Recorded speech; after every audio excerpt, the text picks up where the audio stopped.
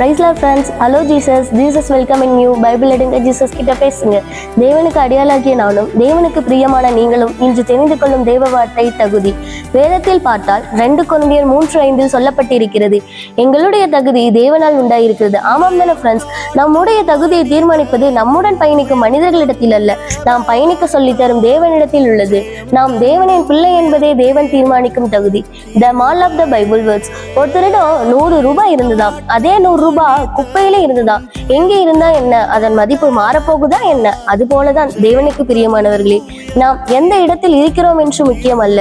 நாம் எப்படியாக இருந்தாலும் சரி, மனிதர்கள் உதாசீனப்படுத்தினாலும் சரி, ஏன் சில நேரங்களில் நம்மை அவமானப்படுத்தி இருந்தாலும் சரி, நீங்கள் உறுதியை பற்றி கொள்ள வேண்டியவர் தேவன் மாத்திரமே. ஏனென்றால் அவராலே கூடாத காரியம் ஒன்றுமில்லையே.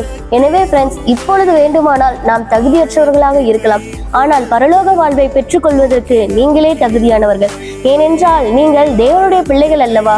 எனவே ஃப்ரெண்ட்ஸ், நீங்கள் ஜெபியுங்கள், இன்னும் அதிகமாய் ஜெபியுங்கள். உங்களை தகுதியற்றவர்கள் என்று நினைப்பவர்களுக்காக பாரத்தோடு ஜெபியுங்கள். தேவன் நீங்கள் காணாத அதிசயங்களை காண செய்வார். ஓகே ஃப்ரெண்ட்ஸ், மீண்டும் அடுத்த தேவ வார்த்தையை கொண்டு நம் குடும்பங்களை சந்திக்கிறேன்.